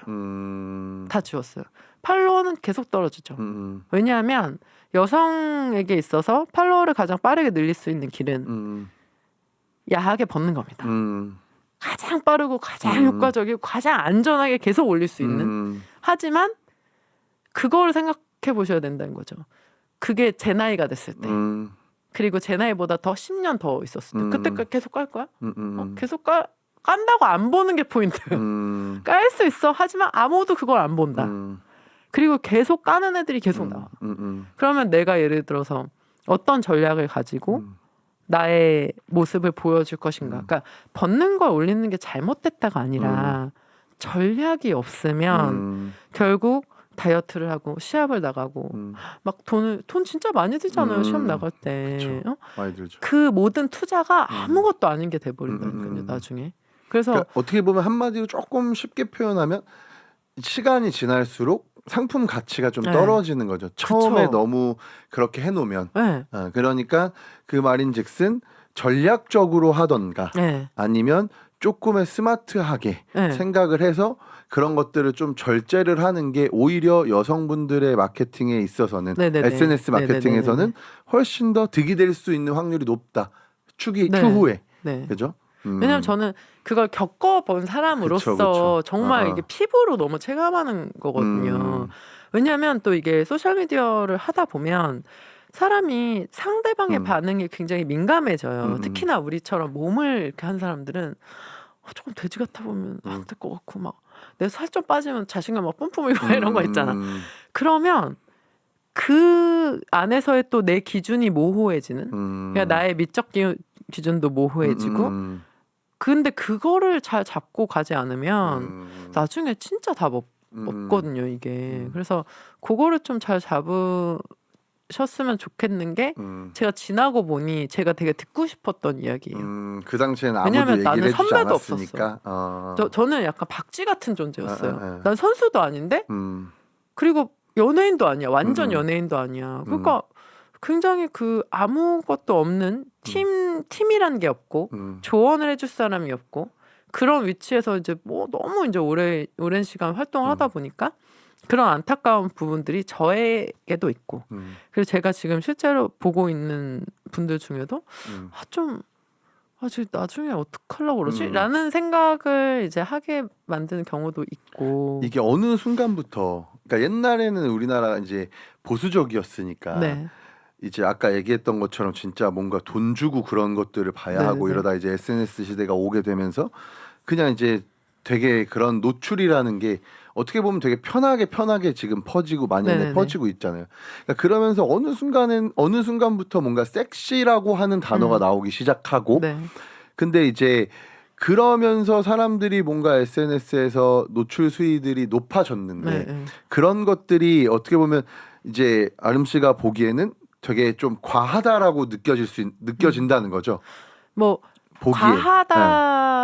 과하지 않다라기보다는 그 누군가의 개인의 미래지향적으로 봤을 때 내가 예를 들어 디렉팅을 해준다고 했을 때 과연 그 사람에게 어떤 디렉팅을 해줄까에 대한 답을 이제 모르겠는 거죠.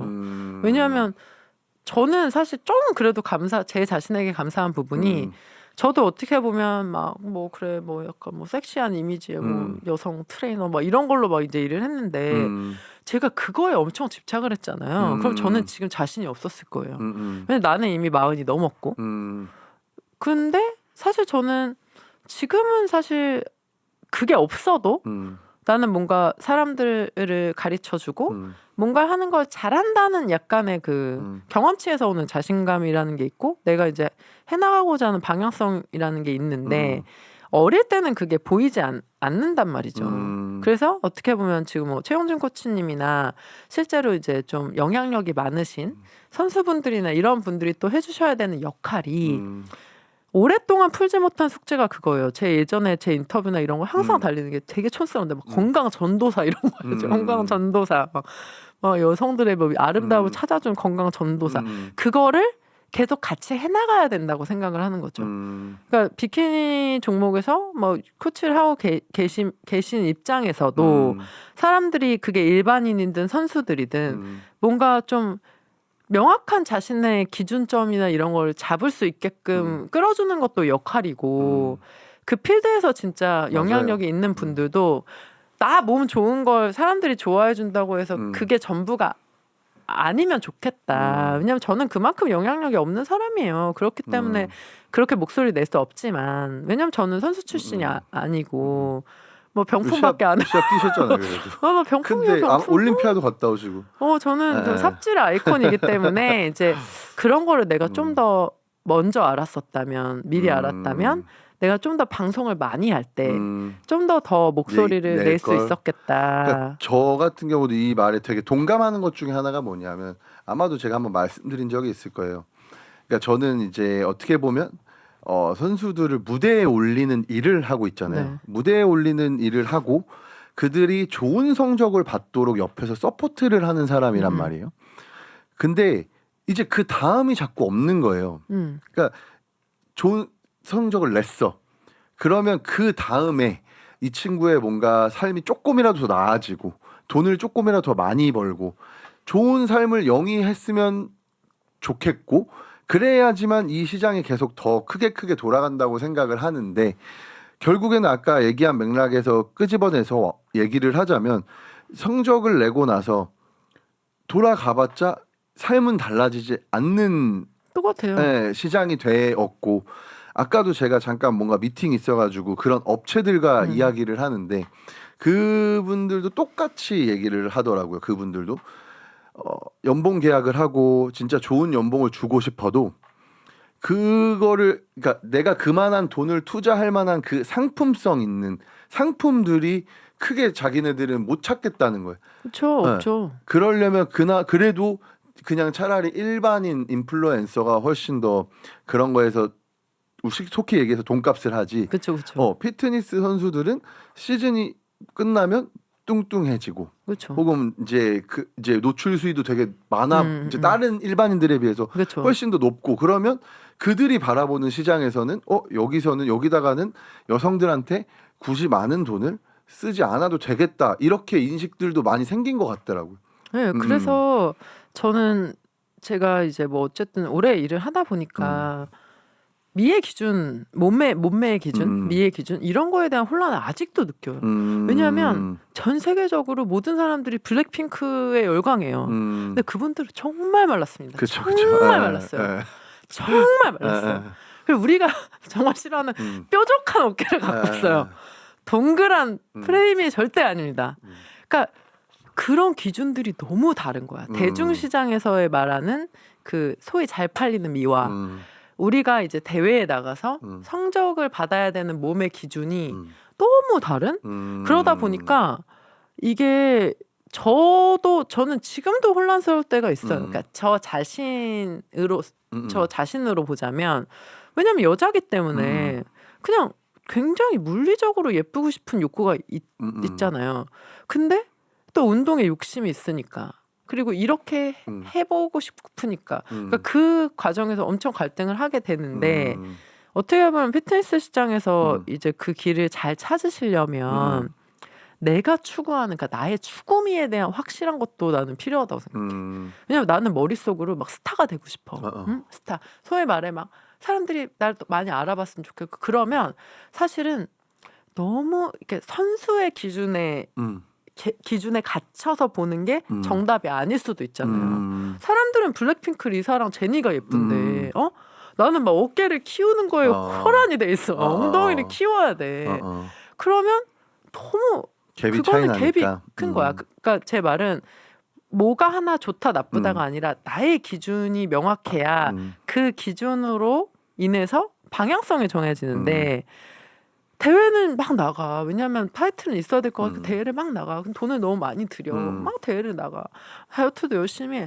근데 나는 유명해지고 싶어서 나간 거야. 그게 맥락 없이 그냥 유명해지고 싶은 거야. 사람들이 알아봤으면 좋겠고. 그래봤자 이건 소용이 없다고요.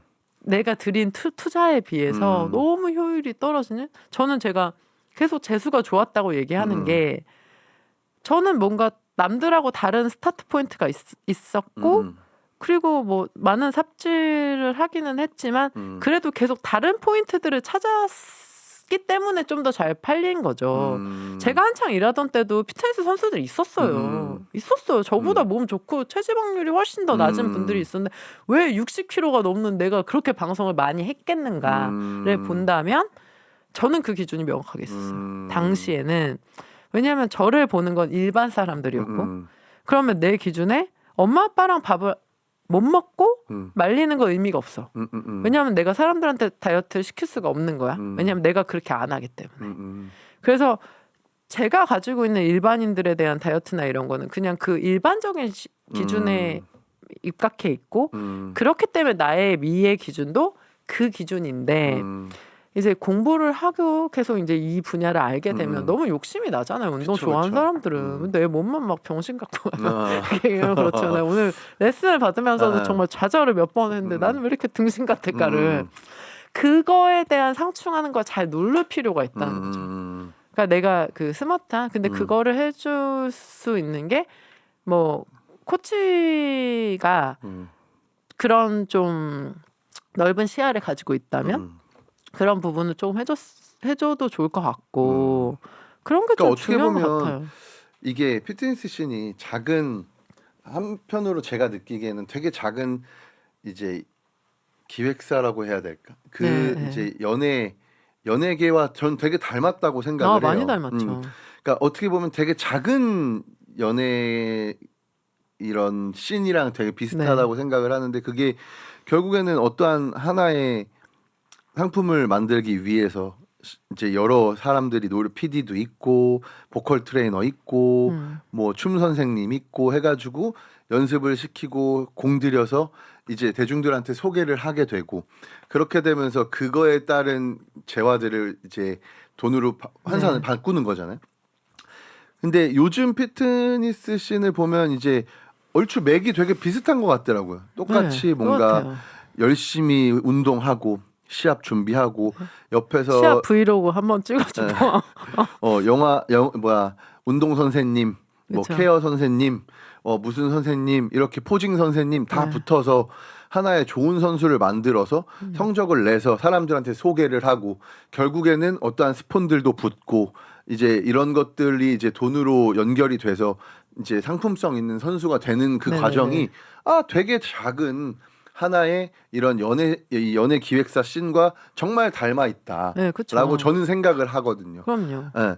그래서 항상 뭔가 저도 예전에는 이제 선수들을 무대에 올리는 일까지만 생각을 해서 열심히 했는데 이제 시간이 지나다 보니까 어떻게 하면 더 좋은 상품이 될 수 있도록 아까 말한 것처럼 이렇게 할 수 있을까? 근데 우선적으로 제가 할 수 있는 게 없더라고요. 그냥 조언 정도야. 이렇게 해봐 저렇게 해봐는 해줄 수 있겠지만 뭐 제가 기획사를 차려가지고 그쵸. 이 친구 매니지먼트를 할 수 있는 게 아니잖아요. 그리고 매니지먼트도 힘들어요. 왜냐하면 팔려야 매니지먼트를 그쵸. 하지. 팔려야 매니지먼트 하는 거예요. 그렇기 때문에 그런 부분들을 저는 생각을 되게 많이 하곤 했어요. 네, 그래서 이게 이제 다 함께 의식을 가지고 발전을 시켜야 되는 부분인데 뭐 어떤 방법이 좋을까요? 저는 그러니까 근데 이제 어떻게 보면 인플루언서의 1세대로서 요즘 인플루언서를 하고 혹은 더 나아가서 그와 비슷하게 선수가 좋은 선수가 돼서 수익 창출을 하고 있는 선수들 혹은 앞으로 그런 것들을 희망하는 선수들이나 일반인들에게 그냥 이제 경험자로서 해줄 수 있는 조언이 있을까요? 사실 저도 지금 제가 뭘 잘하고 있다고 생각하진 않기에 뭐 조언을 해줄 입장은 저의 조언은 철저하게 저의 경험 베이스와 저의 삽질 베이스라고 보시면 돼요. 왜냐하면 저는 너무나 강렬한 삽질들을 많이 했기 때문에 이렇게 하면 망한다는 확실히 있어. 그래서 이제 저도 지금 못 하고 있고 답을 찾고 있지만 가장 중요한 건 나의 컨텐츠는 분명히 있어야 되는 거. 컨텐츠. 그러니까 내가 똑같은 선수야. 그럼 선수는 솔직히 다 몸 좋아요. 그리고 사진으로 보면 다 좋아. 사진으로 이상한 사람 어디 있어. 그 와중에 어떤 사람은 그게 매력일지 컨텐츠일지라고 뭐 어떻게 뭐 하나로 딱 귀결시켜서 말하긴 좀 그렇지만 계속 기억에 남는 사람이 있잖아요. 똑같이 데드리프트를 하는데 얘가 하는 건 유독 계속 기억에 남아. 그런 포인트는 스스로 만들어야지 누가 붙어서 만들어주는 건 아니라는 거예요. 개성이라고 자신의 표현할까요? 매력. 매력. 그러니까 내가 그러니까 매력적으로 보일 수 있는 포인트에 대한 고민 그거를 좀 그거는 끊임없이 계속 하셔야 된다고 생각하는 게 나이가 먹어가잖아요 우리가. 그러니까 저도 20대의 정아름과 30대의 정아름과 그리고 40대의 정아름이 다르고 저는 지금의 고민은 또 이제 50이 되어가는 입장에서 어떻게 또 50에 대응을 해야 할지에 대한 고민도 계속 그 고민을 하고 있는 것 같아요. 근데 이제 요즘 같은 시대에는 그 고민을 길게 하지 않는 경우가 많다고. 그러니까 지금 당장 막 팔로워가 늘어나야 되고 지금 당장 뭐가 돼야지 되지 그 이후에를 생각을 하지 않아서 그냥 되게 좀 잔인하지만 현재 내가 지금 얼마를 벌고 있는가 내 통장에 너 통장에 얼마 있냐 규칙적으로 얼마가 들어오고 있는가가 굉장히 중요한 게 될 수 있어요. 그러니까 저는 이제 그게 트레이너든 선수든 그런 게 없으면은 현실적인 감각이 없으면 계속 자아 실현을 해요. 계속 내 돈과 노력과 자아 실험만 계속 하는 거야. 왜냐면 나 혼자 너무 뿌듯하잖아요. 너무 뿌듯하고 막 그리고 시합 끝나고 또 다른 자아 실현을 또 한다. 그리고 교육을 받는 것도 마찬가지잖아요. 요즘 좋은 교육 너무 많아요. 근데 그거를 어떻게 내 걸로 만들어서 내가 그걸 어떻게 돈을 벌 것인가를 고민을 해야 되는? 그러니까 나는 많이 알고 싶어. 막 운동을 배우고 싶어. 열심히 하고 싶어. 그거는 조금은 아마추어적일 수 있다. 내가 이걸 어떻게 배워서 어떻게 써먹을 것이다에 대한 명확한. 그게 있어야죠. 맞아요. 저는 워너비즈에서 뭐 최영준 코치님한테 레슨을 받고 세미나도 듣고 막 항상 하지만 저는 명확한 그 기준이 있어요. 내가 가르치는 아주 초 일반적인 자기 뼈가 어디 붙어 있는지도 모르는 그 사람들에게 이것까지만 얘기해주면 효율이 좋겠다까지예요. 저는. 그 이상을 하면 그거는 내 거. 그러니까 인간 정아름의 자아 실현을 위한 내가 엉덩이를 만들고 싶고 내가 어깨를 만들고 싶기 때문에 나는 돈을 지불하는 건 거지. 내가 이 돈을 지불해서 내가 돈을 벌 수 있는 건 명확한 내 기준선이 있다고. 그래서 그걸 정해놓는 게 좋다. 그렇지 않으면 계속 약간 떠돌이처럼 이렇게 다니게 되고 그리고 어떤 점으로는 내가 생각한 미의 기준이나 내 기준이 또 아닐 수가 있거든요. 그게 실례가 제가 아마추어 올림피아를 나갔던 제가 그때 정말 제 인생에 가장 개뼈 말라였던 제가 여러 가지 다이어트를 많이 해봤지만 그때가 제가 키가 171인데 평균 항상 60kg가 넘죠 사실. 근데 방송할 때는 이제 막 65가 막 넘었던 적도 있었고 근데 이제 그 이후에는 양심상 계속 65 언더는 유지하려고 노력하고 있으나 그때 제가 49, 50까지 뺐었어요. 진짜 정말 되게 정확한 방법으로 이제 말렸는데 4점 몇 프로였던 것 같아요. 맨 막판에. 그래서 그때 아마추어 올림피아라는 시합 아무것도 모르고 이제 나갔던 이유도 그때 코로나 때였잖아요. 근데 이제 다들 마찬가지였겠지만 저도 이제 수업도 좀 이제 하기가 너무 힘들어지고 이제 이렇게 되면서 가만히 있는 걸 못해서 뭐를 하나 이제 해야겠다는 생각이 들어서 다이어트를 하게 된 게 이제 제어가 안 된 거죠. 하다 보니까. 끝까지 갔구나. 난 그렇게 빠진 게 너무 처음이었던 거야. 0.3, 0.2, 0.3, 0.2 이렇게 계속 안 쉬고 어느 날 제가 그렇게까지 마른 걸 모르고 부산 시합장에 갔어요. 아무것도 진짜 몰랐어. 마르셨어요. 난 처음이었어. 내가 그렇게 준비를 많이 한 것도 처음이었고. 아마 자료화면 계속 나갈 거예요. 그때 사진들. 네, 그래서 그때 갔을 때 전 시합이 뭔지도 몰랐는데 제일 큰 시합을 나간 거야. 하필이면 왜 그걸 골랐는지. 그래서 정말 쪽팔린 것도 몰랐어요. 왜냐면 쪽팔리기엔 너무 배가 고팠다. 그리고 너무 힘이 없었다. 너무 추웠고. 진짜 너무 말랐었잖아요. 그때 5일을 그때 맞나요? 5일 정도. 5일은 그 전이에요. 5일 단수는 또 그 전이고. 물을 5일을 안 드시면 죽을 수도 있어요. 그때도 이제 물을 안 먹고 그랬는데 제가 그 다이어트라는 과정을 이제 인스타에 조금 올려놓고 이랬는데 저는 평생 활동을 하면서 섹시하다와 육덕지다의 경계에 있던 사람이에요. 내 팬들은 그런 나를 너무 좋아해. 나의 그 글래머러스한 매력을 너무 사랑해. 그래서 나를 좋아한 거였다는 거예요. 근데 나는 나한테 자꾸 뚱뚱하다고 하고 육덕지다고 하는 게 내 마음에 좀 상처였나 봐요. 내가. 나는 당당한 척했지만 내 마음속에 한켠에 상처였어.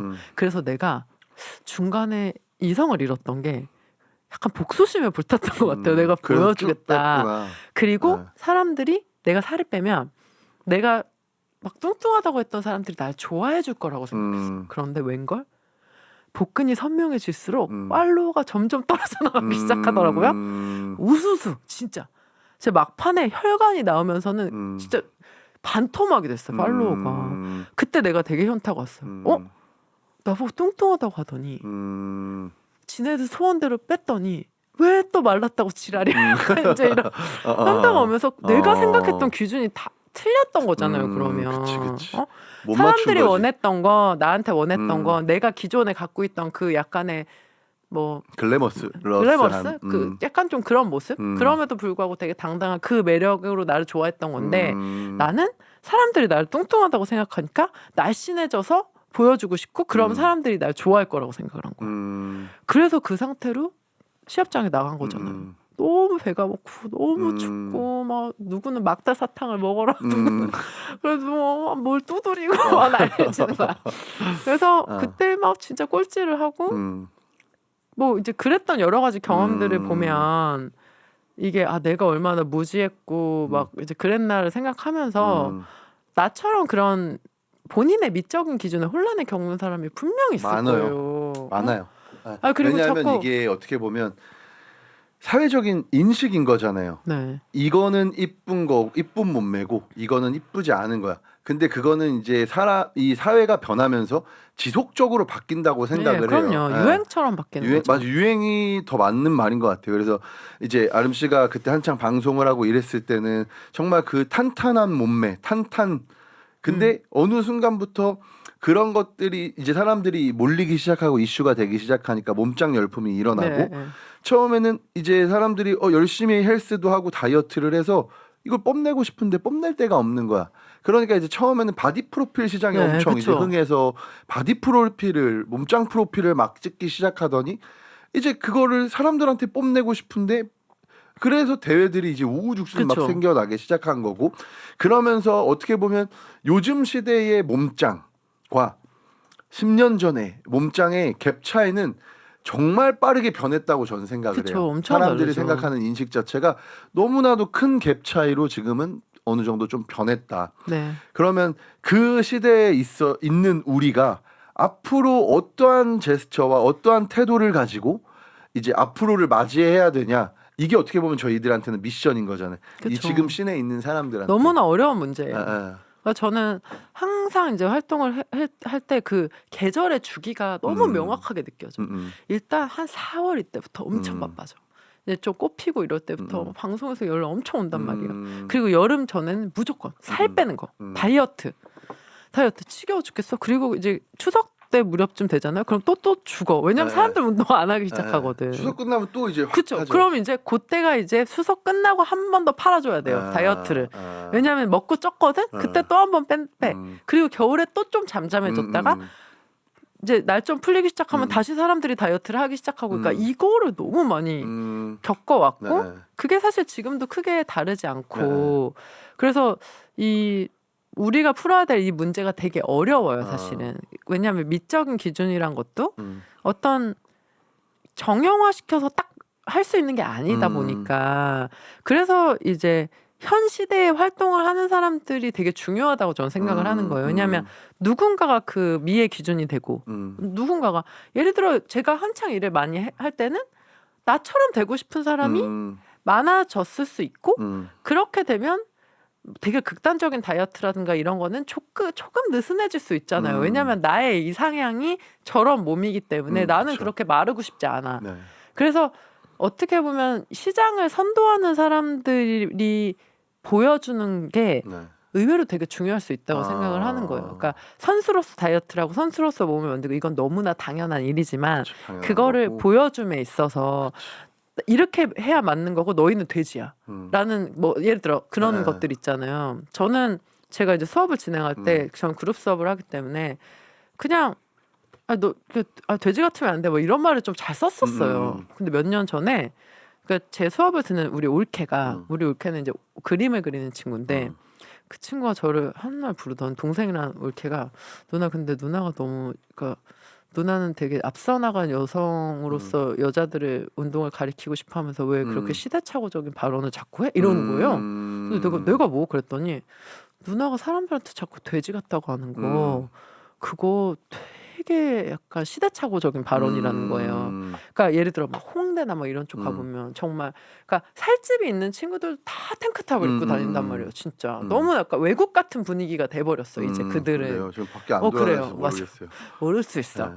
그리고 맨날 이 지하실만 안에만 있어요. 있으면 몰라. 근데 진짜 요즘은 막 그래요? 젊은 친구들이 막 살집이 있어도 상관 안 하고 자기가 입고 싶은 대로 입고 그런 문화가 조금 형성이 돼 있는데 누나가 보통 사람들을 건강하고 예쁘게 만들고 싶어서 운동을 가르친다면서 왜 말을 그렇게 무식하게 이러는 거예요. 근데 나도 모르게 그 말을 뱉었던 거예요. 왜냐면 그 당시에 제가 꽂혀 있었어요. 막 그 아마추어 올림피아 끝나고 그때 살이 안 쪘단 말이에요. 제가 왜냐면 그 아깝잖아요. 집착하면 그러니까 약간 정신병이었던 거지. 그러다 보니까 내 기준이 아닌 기준은 다 돼진 거야. 지방이 많은 거야. 그러니까 다 돼지잖아요. 그러면 나 같은 사람이 어디 있어? 그러니까 그게 나도 모르게 나한테 배어 있더라고요. 그래서 내가 그 이후에 별건 아니지만 어떤 그런 내 시각에서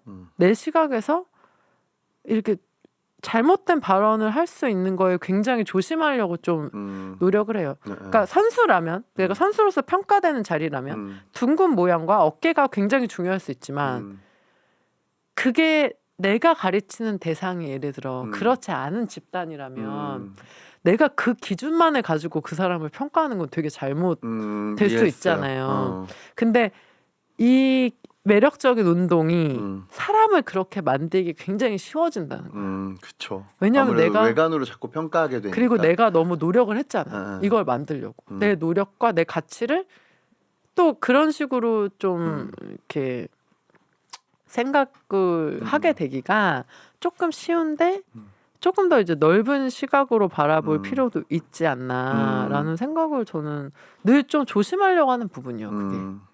내 마음속에 나도 있거든. 나도 돼지 같고 저 돼지 같고 약간 누구나 그런 생각 하잖아. 그쵸. 선수라면. 그쵸.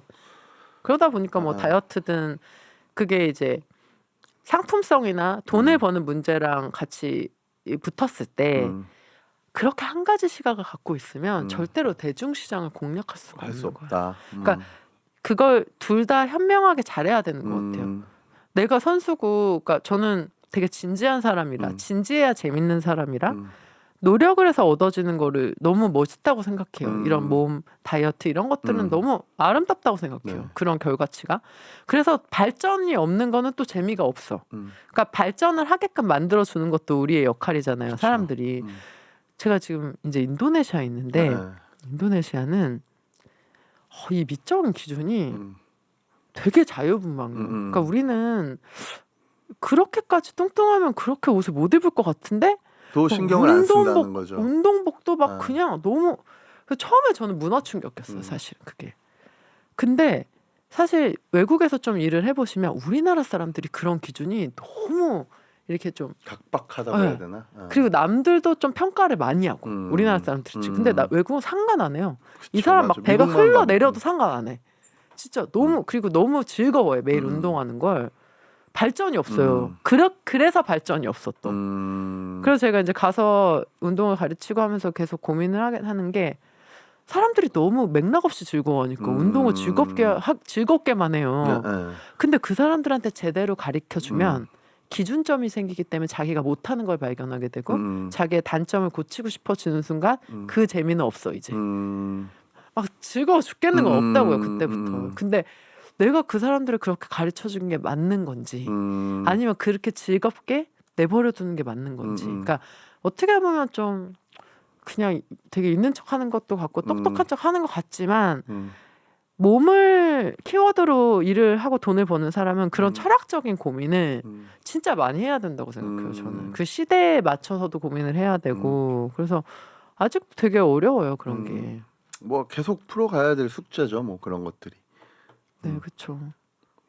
그래서 뭐 코치님도 뭐 늘 다양한 분들을 보시겠지만 저도 이제 계속 다양한 분들을 보면서 또 내가 나이를 먹어가면서 느끼는 게 다르고 그리고 조금 전에 뭐 단수 얘기하셨잖아요. 단수. 그러니까 그것도 제가 한참 방송을 많이 할 때 그 올림피아 비키니 시합을 나간 적이 있어요. 미국에. 너무나 부끄러운 네. 저는 남들은 국위 선양을 하는데 난 나라 망신을 시키고 왔기 네. 때문에 너무 죄송한데 그것도 아마 자료하면 올라갈 내 거예요. 잘못이 아니 그건 제발 네. 올리지 말아주세요. 내가 내 잘못이 아니었던 게 저는 그때 이제 몰랐잖아요. 난 선수의 아는 분들이 너무 없었으니까. 근데 이제 그때 사실 제가 일을 너무 많이 할 때여서 약간의 이제 홍보의 역할을 했어요, 제가. 그래서 이제 대회를 준비할 때 아무런 정보도 없었고 운동을 어떻게 해야 되는지 제대로 몰랐고 그러다 보니까 이제 뭐 귀동냥으로 뭐 아는 빌더 선생님이 뭐 해라 그래서 다이어트를 엉망진창으로 했죠. 그러니까 체지방 있는 상태로 그냥 몸만 말린 거야. 그래서 근데 비행기 타기 전날에도 아침 방송을 제가 라이브를 끝나고 바로 비행기 탔는데 누가 오이를 물을 먹지 말라는 거야. 시합 준비 너무 못했으니까 오이를. 그래서 비행기 타면서부터 물을 안 먹기 시작한 거예요. 그리고 그 당시에 막 다른 선수들한테 말린 고구마 이런 거를 빌려가지고 막 먹고 건조하게. 그래서 그때 당시엔 다 그랬어요. 미국에 도착했는데 물을 먹으면 안 되잖아요. 그래서 물을 안 먹는데 음식에 수분이 있으면 안 된다는 거야. 대체 누가 그랬던 거야? 그때 당시엔 저 학교 다니고 바디빌딩 막 하고 있을 때도 선배들이 다 그랬어요. 그래서 고구마 다 돌려 먹고. 그래서 음식에 수분이 있으면 안 된대요. 그래서 닭가슴살을 육포처럼 만들었고 막 전자레인지 돌려서 먹고 그 말도 안 되게 맛없는 미국 고구마 있잖아요. 얌. 그거를 막 돌리면 부스러기처럼 막 이렇게 되고 그거 얌. 생쌀 씹어 먹고 오이를 물을 안 먹고 밤에 잠을 못 잤어. 목이 말라서 잠이 안 죽어요, 오더라고. 그러다가. 큰일 납니다. 그래서 시합을 했는데 됐겠어요? 뭐가 뭔지도 모르는데? 근데 이제 그때 그걸 막 그 말도 안 되는 과정을 겪으면서 제가 되게 안타깝게 생각했던 건 이거를 좀 더 나를 좋은 방향으로 끌어주거나 알려준 사람이 있었으면 좋지 않았을까에 대한 생각이 들면서 또 이제 그런 경험들을 겪지 않게끔 해주고 싶다는 생각도 되게 많이 들더라고요. 그러니까 그게 저한테는 그 말도 안 되게 도전한 무모한 시합이었겠지만 이쪽 일을 하다가 새로운 일을 하게 될 수 있잖아요. 그쵸. 그럴 때 그걸 얘기해 주는 사람이 없으면 그렇게 삽질을 하게 될 수 있잖아요. 그러니까 나는 방송 경험이 없어. 예를 들어. 근데 방송을 하게 됐어. 갑자기. 삽질을 하게 될 수 있어요. 그쵸. 나 안 해봤으니까. 그렇죠. 모르니까. 근데 내가 어쨌든 남들에게 노출되는 일을 하고 싶다면 엄청나게 많은 준비가 좀 필요하다고 생각해요. 그게 트레이너도 사실 일종의 다른 사람들한테 영향을 주는 되게 중요한 직업이잖아요. 그쵸. 근데 준비가 안 돼 있는 경우라면 되게 기초적인 준비부터 좀 하시는 게 나중에 미래를 위해서 좀 좋지 않을까 그렇죠. 생각해요. 맞아요. 이 시간이 누님 보시면 알겠지만 우리가 벌써 1시간 반을 떠들었어요. 그래요? 벌써 1시간 반을 이야기를 했고 벌써 11시 10분이 넘어갔어요. 그래서 얼추 이제 저희가 예약할 시간이 다 돼서 네. 정리를 해야 돼요. 그래서 이제 마지막으로 원래 제가 물어볼 게 되게 많았는데 질문을 못했어 우선. 그래서 우선 마지막으로 이제 피트니스 인플루언서 1세대로서 네. 이제 여자 선수들 혹은 이제 인플루언서 활동을 하시는 분들한테 뭐 조언이 될 수 있는 한마디 해주시면 좋을 것 같아요. 제가 오늘 뭐 다양한 이야기를 했지만 결국 저도 답을 찾아가고 있고 계속 찾아가고 있는 과정이기 때문에 이걸 보시는 분들도 오늘 그냥 되게 명확하게 한번 적어보셨으면 좋겠다는 거. 내가 올해 하고 있는 거 그리고 5년 뒤, 10년 뒤. 그러니까 제가 뭐 워너비즈를 계속 가는 이유도 그런 명확한 방향성이 있기 때문에 가는 것도 있어요. 네. 그게 없으면 미래가 없는 거. 그래서 저처럼 좀 지나고 삽질하고 후회하시지 말고 오늘 밤에라도 이렇게 잘 생각을 해보셔서 10년 후에 20년 후에 좀 더 이제 멋있게 되셨으면 좋겠습니다. 알겠습니다. 오늘 또 이렇게 바쁜데 내일 또 다시 인도네시아로 가세요, 그죠? 그래가지고 또 오늘 바쁜데 또 모셔가지고 제가 이런저런 얘기 들어봤는데 그래도 이제 경험을 이야기를 해주시면서 아마 이 얘기를 들으면서도 시청자분들도 아 저렇게 지나오면서 이러한 것들을 좀 이제 많이 또 느끼실 수 있는 분들도 계실 것 같아요. 그래서 그럼 좋겠어요. 예, 그런 것들을 나와서 얘기를 잘 해주셔서 너무 감사드리고 다음에 또 기회가 되면 또 한번 출연을 해서 다른 토픽으로 다른 네, 주제로 한번 알겠습니다. 얘기를 해주시면 좋을 것 같아요. 그래서 오늘은 팟캐스트 4화 이제 아름님과 네. 이제 이렇게 마무리하도록 하겠습니다. 네. 나와주셔서 감사합니다. 네, 감사합니다. 네, 감사합니다.